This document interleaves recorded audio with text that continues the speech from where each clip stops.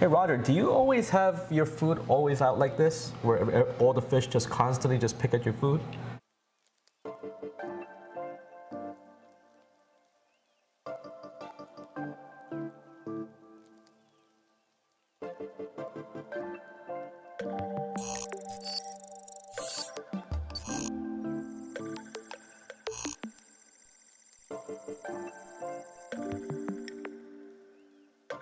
Hey guys, this is Richard of Aficionado Channel and reefs.com. Thanks for joining us. Today I came to my buddy Rogger Castell of Rogger's Reef Food, and we're here to talk about how he controls his nutrient in his beautiful tank of his. Roger, how are you? I'm great, how are you? Good, good. Like the video intro, I'm always constantly amazed of how much food that you have inside your tank at all times. Pretty much all the times that I've seen it, and how much amount of fish that you have. So Roger, how do you keep your nitrates in check? The nitrates are a little different than the phosphates. They're not as easy to control, as you know well. Right. So what I did was I'm using a denitrifier person custom made for me. It's like a reactor, kind of. It's a reactor, yeah. It's a separate tank, individual outside of the tank. Right. And basically water gets pumped into that reactor. Some carbon dosing is put in there. In the case of methanol, it stays there for 4 hours basically, and all the nitrates get stripped out of the water. And then new water comes into the reactor. The water has already zero nitrates go into the tank. Things starts again, you know, and it cycles throughout the day. So basically, we're using a carbon source and growing bacteria in the water to polish the water. And then you're doing a mini water cycles throughout the whole day, like multiple times. Correct. So you're taking dirty water and then putting in clean water every single time you flush it, basically. Correct. And then the carbon dosing happens only in there. So there is, you know, like the problem that I was having with dosing the carbon into the tank itself, there's always some slime. At least that was my experience, that it wasn't bacterial as effective. slime and stuff like that. But with this, before I installed it, you know, I had let my nitrates go. I think they were above 60. Yeah. And it brought them down in a period of about 30 to 45 days to 2 that are now. And they have been kept like that for, you know, like I have it running probably like 4 or 5 months now. Wow.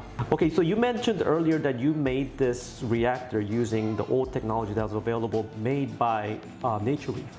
And what kind of modifications have you made since, you know, this technology is so old? That's a good question. Well, to start with, the original Natureef reactors were an acrylic box basically, and it had a modified sprinkler timer attached to a peristaltic pump, right? So that was back in the days. That was pre-advanced. Right, right. But I mean, Adolf was definitely ahead of his time. For sure. Yeah, for sure. I have a few gadgets still that he created. I mean, he was a genius. But now with the addition of dosing pumps and new materials, I was able to have craftsmen that I know that works on acrylic and PVC make the box for me.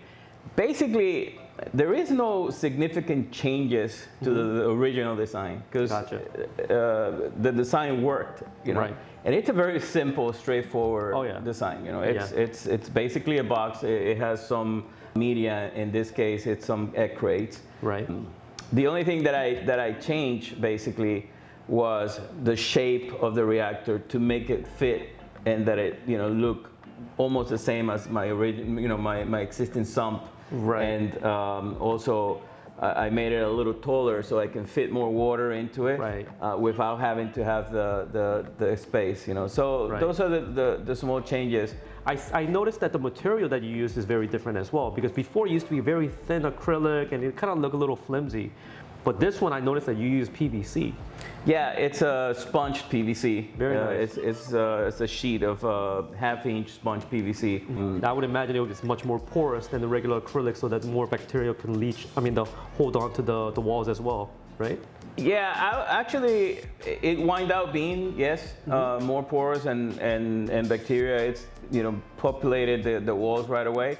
I wasn't sure, what to come up with because, this is the first time that I was doing it with that material. Yeah.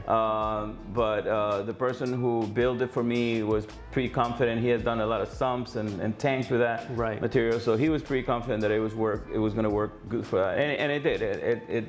It cycled right away, and we were able to get the results that I wanted to see immediately with it. So before we started, you started with this denitrifier. Where was your nitrate before? So the nitrates, it's hard to tell because, as you well know, these test kits that we have are hard to read, especially when it comes to such a high range. Yeah. But I calculated that they were somewhere between 60 and 80, perhaps. Wow. Yeah. And then where is your nitrate right now? Right now, it's testing around 2. 2. Yeah. Wow. Well, it looks like I need to contact Chris and make this myself because, like Rogger, I love fish. I have a huge trigger in my tank, and those of you guys who follow my page and my YouTube channel, you'll constantly see him. He's a 7-inch crosshatch trigger. He literally eats 1 pack of frozen a week. He's a monster, and he creates so much nutrient. It is something that I need in my system for the corals to thrive. So it looks like I need to contact Chris and get some made. We just finished building this unit. Chris, how you doing, man? Good, how are you? Good, good. Now tell me a little bit about yourself and your company. I run American Aquarium and we build custom sumps and custom fish tanks. Gotcha. And where are you guys located at? Off of 151st and Biscayne in Miami. Very nice, very nice. Now, this one is actually very, very different from the traditional ones that I used to see from a long time ago from Natureef. Yes. How did you improve this? We made an all-in-one tank or an all-in-one system, basically. So the methanol tank is integrated into the whole unit and ready to go. Okay, and then the material is very different as well. What material did you use? And then what was it before, and then what is this now?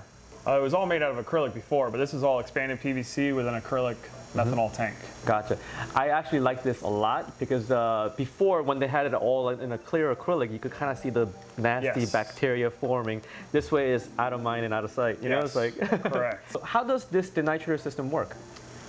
Basically, we dose the methanol, and it turns the nitrates into a gas. Okay. So. And then how does that work? Gets rid of nitrates. This was actually very automated. Can you explain the process of how it polishes the water? Basically, we'll have an MP40 on the side of it, which will be constantly moving the water to constantly move the methanol around. And every 4 hours, it'll dose the methanol. And after the 4 hours, it'll exchange the water from this tank into your sump. Gotcha. And by the end of the 4 hours, there should be no nitrates left in the water. Gotcha. And then once we flush out all the good water, and then it will bring all the tank water that had nitrate inside to start that cycle all over again. Exactly, every 4 hours. Every 4 hours. Gotcha. Now, is there any cons to running this kind of system here? Not that I know of. Can you actually tell me, about some of the work that you have put into this unit? We're going to be using the timer that you provided, so it'll be an easier timer to to operate for sure. And then the MP40 is much more reliable than any other pump we could put on there, and it's a much beefier tank. So what are the equipments are we using on this one? We need a pump to pump from the sump into this tank to flush it. Okay.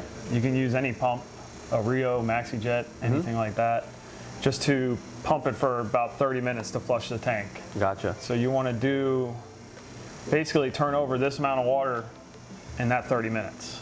Gotcha. Do you sell this type of units regularly from your store, or can you do any custom type of work? We do only custom work. Only custom work. Any custom tank that you want us to build, or any custom denitrator, any size you want. And I really like that you use the PVC because like PVC, it's you don't have to worry about degrading in time. Will not degrade, will not warp. Yeah, so I really like that over because acrylic and stuff like that in time it may warp. Yes. And with PVC I could always kind of even drill stuff on there and etc. Drill through it. It's easy to modify, play with. So I really like that you went with this material. It's a little bit more beefier too. I like it. I like the weight. Definitely looks beefy. Yeah. I can't wait to put this into my system, and we'll get started now.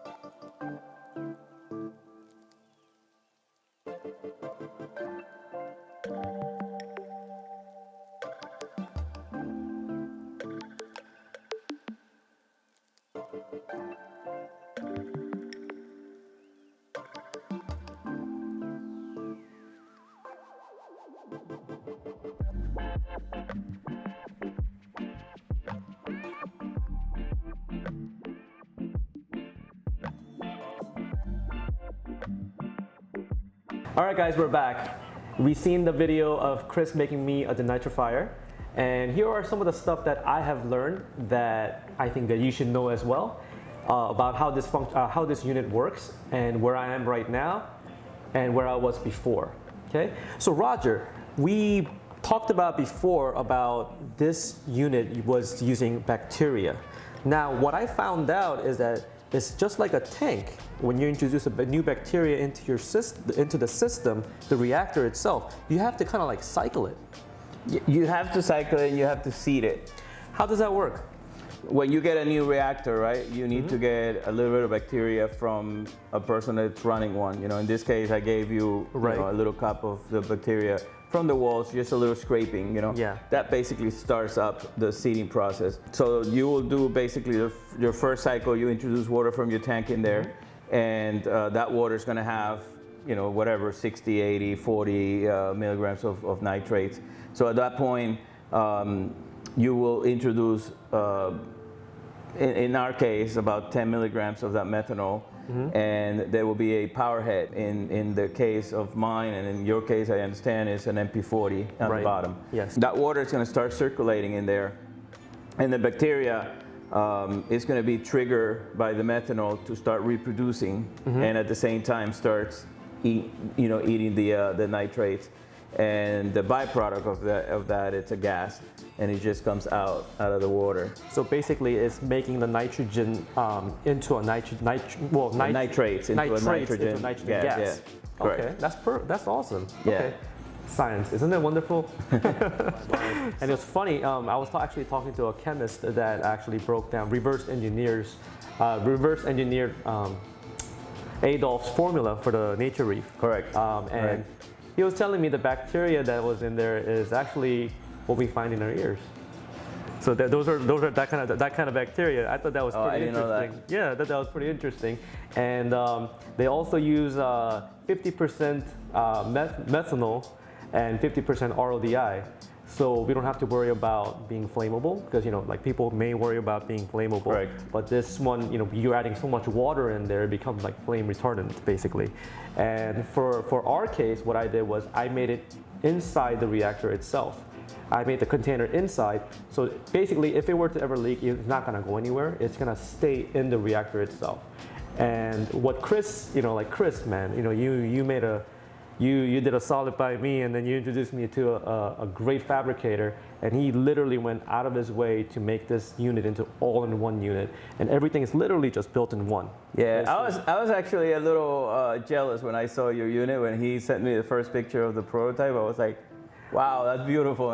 It didn't even occur to me to have the methanol as part of the unit, like an all-in-one unit. That was great. That was brilliant. And the way that he crafted and have a little window to see it, that literally like sealed the deal for me. That's probably something that he could probably do more of those. Now every 6 months or so, you take these egg crates out and you shake them. I usually shake them in the toilet. Yeah. You know, oops, I don't want to say that from my wife. But yeah, just shake them in the toilet and then flush the toilet, and you don't want to completely get rid of all the disinfect the egg crates or completely get rid of all the bacteria. But just you want some excess out. Yeah, the excess, exactly. The other thing about the Ecotech pump that I like particularly is that it's the only pump that you don't need a wire inside the reactor. Yeah. In this case, it's important. I don't really care the wires inside the tank. I'm used to that. But I do care about the wire going in the reactor only because it doesn't allow the lid to go, shut. You're always going to have a hole there and stuff like that. So in my case, the reactor is completely sealed. The pump is on the outside. Yeah, it's flush and everything. So I kind of like that. I think that's an extra. Besides the fact that it works perfect, but the fact that it looks good too. Yeah, gotcha. So we briefly touched up on well, basically the maintenance of it. Now, how much does it cost to run something like this efficiently? I know how big is your tank again? 260. 260. So on your tank, in 1 year, how much would you spend, let's say, you dosing methanol or any other stuff? How much would it cost to run this in your system? I believe a tank of 5 gallons of methanol, pure methanol, is about $49, and that you break basically 50-50 of water, and so that'll make 10 gallons, right? Yeah. So figure, if you're using 20 mLs a day, it'll be like 3 years before you run out of like 2 gallons. Yeah. So 10 gallons, I can't even imagine. Yeah. So Richard, I think you bring an excellent point that I had not thought about. But back in the days, this type of filtration was not that popular, and I think that the reason why it was not that popular is because it was complicated. It was complicated technology. It was complicated, and most of all, intimidating, kind of. It was intimidating, and people did not really thought that keeping nitrates down was something that needed to happen, because remember that we're talking back in the 90s, that corals weren't really that popular. It was more fish only tanks, and nitrates don't really affect fish as much as they affect corals. Right, of course. And even when the corals became available, we weren't really sure what was causing them to die yet, or all those things came to light later on. And the other thing that came was controllers, because you mentioned that you're using your Apex to control your cycling and everything. Yeah. And in my case, I use a Profilux, and it's a very simple, turn on this time, turn off at this time, and then dose this much at this time. Yeah. It's a very straightforward thing to do, a process to do. So that actually has made it, very simple. The original design was, like I mentioned, it was a sprinkler timer that he adapted a power outlet or 2 power outlets and 1 peristatic pump. And everything was controlled by the timer of the sprinkler system. It was literally a sprinkler system timer. So another repurpose for the aquarium house. Yeah, exactly. So it was intimidating, to many people, like to do it. It's a lot of little buttons, and I'm not talking, probably the timers from today would probably be different. These were timers from the 90s, so it wasn't that great. Yeah. So the fact that now we have these beautiful computers that can do things even from your phone, you know, you can control anything or make changes from the phone. Yeah. That makes a huge difference. I'll go ahead and link that in our reef.com article so that you could download them and read it for yourself, for the literature that's available at that time. I mean, the science behind it is amazing. It's very simple, yet very effective, and it's very, very, it's effective. It was way, like, it was really before its time. I mean, it's Yeah, something definitely. I think we are ready for it now. Correct. You know, Correct. we weren't ready for it in the 90s, but I think we're ready for it now. All right, guys, I hope you guys learned something. I hope it was something that was interesting to you. I hope you guys have a fantastic day and have a happy reefing. Take care, guys.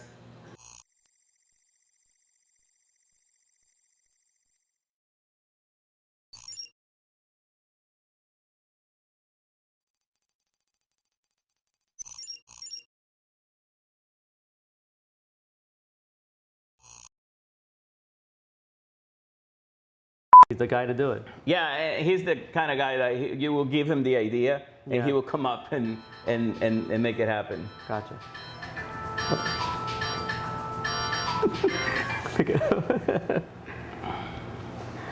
Bloopers.